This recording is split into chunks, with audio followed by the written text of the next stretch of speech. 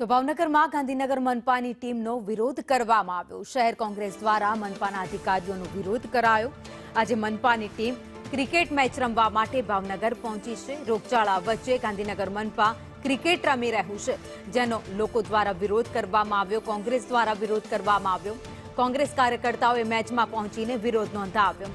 પોલીસે વિરોધ કરી રહેલા કાર્યકર્તાની અટકાયત કરી।